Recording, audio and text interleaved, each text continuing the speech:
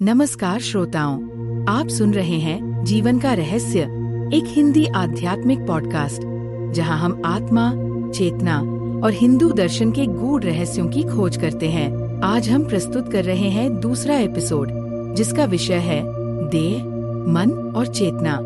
ये तीनों न केवल हमारे अस्तित्व के स्तंभ है, बल्कि आत्मज्ञान की ओर पहला कदम भी। इस पॉडकास्ट के निर्माता और मार्गदर्शक हैं दीपक कांडे, जो ओंटारियो, कनाडा से हैं। दीपक जी प्रत्येक एपिसोड के लिए गहन विषयों का चयन करते हैं और अपने चिंतनशील दृष्टिकोण से संवाद को आत्मा से जोड़ने का प्रयास करते हैं। तो आइए आज की यात्रा में हम समझते हैं देह का महत्व, मन की भूमिका और चेतना का वह दिव्य स्वरूप जो आत्मा से हमारा संबंध स्थापित करता है। चलिए शुरू करते हैं जीवन का रहस्य के इस आध्यात्मिक सफर की अगली कड़ी। नमस्कार।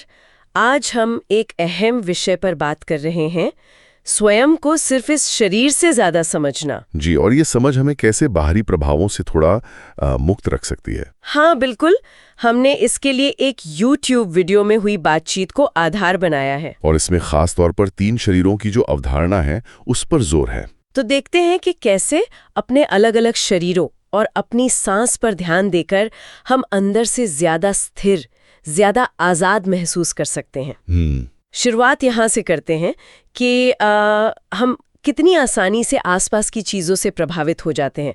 कोई इंसान दिखा, कोई नई गाड़ी, कोई घटना हुई, बिल्कुल एकदम से असर होता है। ऐसा लगता है जैसे हम कमजोर हैं उनके सामने। हाँ, लगता है जैसे कोई नियंत्रण ही नहीं। क्या इसका कोई उपाय है? यहीं पे स्रोत निर्लिप्तता की बात करता है। मतलब दुनिया में तो रहना है, पर अंदर से उसके असर से अछूते रहना। निर्लिप्तता मतलब डिटैचमेंट। हाँ, एक तरह से साक्षी भाव जगाना, जैसे जो हो रहा है उसे बस देखना, उसमें बहना नहीं। साक्षी भाव सुनने में तो गहरा लगता है, पर इसे रोज की जिंदगी में कैसे करें? क्या कोई तरीका बताया गया है? हाँ, एक बहुत रोचक तकनीक बताई गई है। अच्छा। जब लगे कि कोई चीज आप पर हावी हो रही है, हाँ, तो एक गहरी सांस बाहर छोड़ें, पूरी तरह से। ठीक है, सांस बाहर छोड़ी। और सांस छोड़ने के बाद जो एक क्षण का खालीपन आता है, एक ठहराव, उस पल में उस चीज को देखें। उस खालीपन में? हाँ, स्रोत कहता है कि इससे उस चीज का जो प्रभाव आप पर पड़ रहा है उसका पुल टूट जाता है। अच्छा, ये तो काफी अलग तरीका है, सांस छोड़ने के बाद के ठहराव में देखना। और अगर फिर भी मुश्किल लगे, असर ज्यादा हो तो? अगर लगे कि असर बहुत गहरा है तो सांस को बाहर ही रोक कर देखें। बाहर रोक कर? जी, स्रोत के अनुसार ये सांस ही वो पुल है जिससे बाहरी असर हम तक पहुंचता है। सांस रोक दी तो वो कनेक्शन, वो पुल जैसे टूट गया। ओह। आप फौरन ज्यादा केंद्रित और ज्यादा शक्तिशाली महसूस करेंगे। बाहरी चीजों का असर जितना कम होगा, उतनी ही आप अपने सेंटर में रहेंगे। सही है। तो सांस पर ध्यान देने से, उसे कंट्रोल करने से बाहरी असर कम होता है।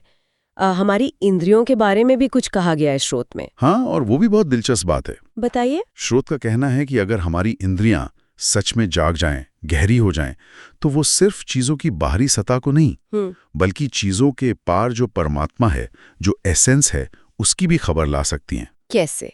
कोई उदाहरण? जैसे अगर आंख सच में देखे, पूरी तरह जागे हुए होकर, तो सुंदरता सिर्फ शरीर या रूप में नहीं दिखेगी, वो आत्मा तक महसूस होगी। अच्छा।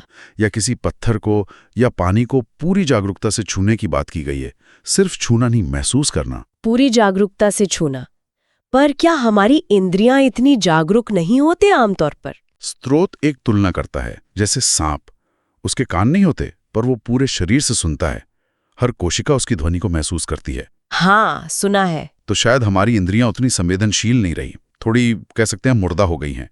हम ऊपरी तौर पे ही महसूस करते हैं ज्यादातर। ये सोचने वाली बात है। ये संभावना भी जताई गई है कि शायद कभी इंसान भी पूरे शरीर से महसूस करता था, त्वचा से भी सांस लेने जैसी बात। पूरे शरीर से बोध, कमाल है। ये हमें एक और गहरे सवाल पर लाता है कि ये हम असल में हैं कौन? स्रोत में 3 शरीरों की बात आई थी। जी बिल्कुल, पहले 3 शरीरों का जिक्र है। पहला तो है हमारा स्थूल शरीर, ये फिजिकल बॉडी जिसे हम जानते हैं। ठीक है। दूसरा है भाव शरीर, इसे एथेरिक या इमोशनल बॉडी भी कह सकते हैं। हमारे भाव, इमोशंस यहां से जुड़े हैं। स्थूल शरीर और भाव शरीर।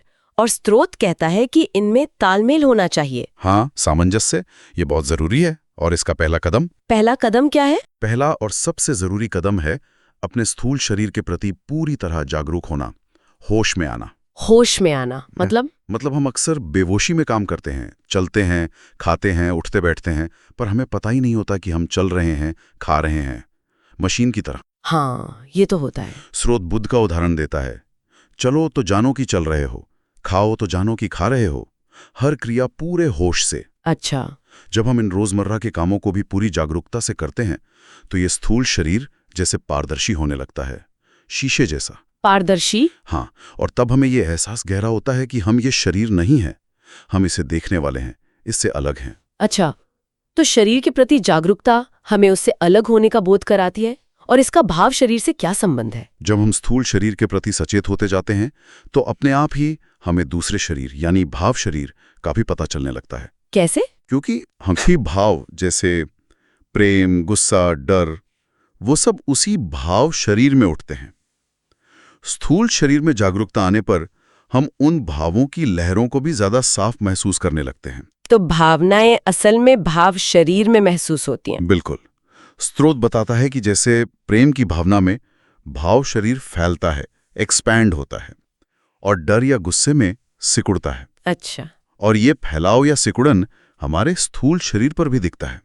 देखिए, डरा हुआ आदमी कैसे सिकुड़ा सा, बंधा हुआ सा लगता है। हाँ, सही बात है। और ध्यान में जो शांति या फैलाव का अनुभव होता है वो असल में भाव शरीर का ही फैलना है। तो इन दोनों शरीरों में तालमेल कैसे बने? स्रोत कहता है कि उन स्थितियों में ज्यादा रहें जहां भाव शरीर खिले, फैले, प्रेम में, करुणा में, आनंद में, और सबसे बड़ी बात, जागरूकता। हाँ, जब आप अपने स्थूल शरीर की हरकतों और अपने भाव शरीर की लहरों दोनों के प्रति जागरूक हो जाते हैं, उन्हें बस देखते हैं, तो ये देखना ही, ये जागरूकता ही उन दोनों में अपने आप तालमेल ले आती है, संतुलन बन जाता है। तो मतलब निचोड़ ये है कि जागरूकता बढ़ाना जो शरीर और सांस से शुरू होती है, यही हमें बाहरी दुनिया के असर से आजादी दिला सकती है। बिल्कुल, और अंदरूनी ताकत भी देती है। साथ ही हमारे होने के जो अलग अलग पहलू हैं उनमें एक गहरा सामंजस्य, एक हार्मनी लाती है। सही कहा। और जाते जाते एक सवाल श्रोताओं के लिए छोड़ जाते हैं सोचने को। अगर सिर्फ अपने फिजिकल बॉडी के प्रति होश साधने से ही हमारे इमोशनल और एनर्जी वाले गहरे स्तरों के दरवाजे खुल सकते हैं, तो अपने अंदर की इस पूरी दुनिया पर लगातार सजग होकर ध्यान देने से और कौन कौन सी अनजान सच्चाइयां, कौन सी सूक्ष्म रियलिटीज हमारे सामने आ सकती।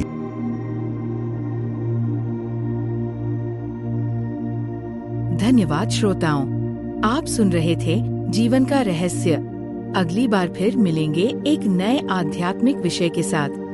तब तक के लिए आत्मा के साथ जुड़े रहिए और जीवन के रहस्यों को समझते रहिए।